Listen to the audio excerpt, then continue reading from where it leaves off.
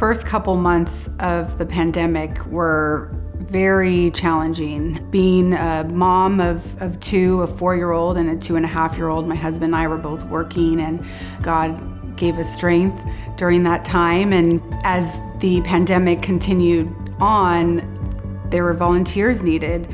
And I remember just feeling God lead me.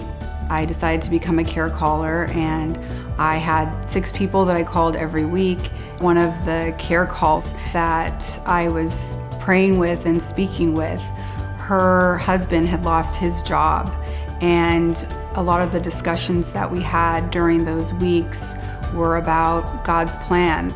I didn't realize that just a couple weeks later I would have to be having those same conversations with myself because I ended up losing my job.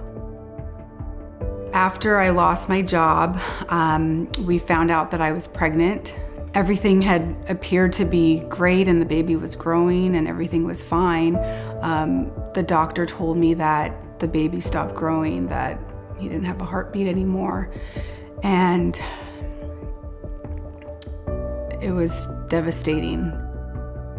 There were times where I was putting my son to bed and I would be crying because I was grieving the loss of our baby. And my son would just hug me and kiss me and say, "Mommy, don't cry." And he just brought so much joy that my tears of grief would just turn into tears of joy. In class 201, we learned about the 4 habits that are needed to have a mature relationship with God: praying every day, reading our Bible every day.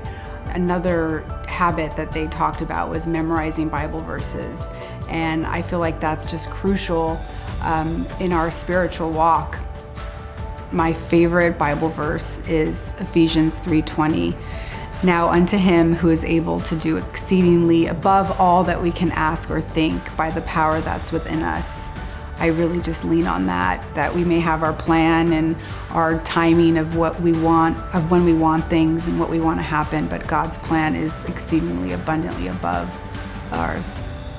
In all of these experiences this year, God has been there the whole time. He's been comforting me and he's been drawing near to me, and I know that when I am suffering that he's right there alongside me.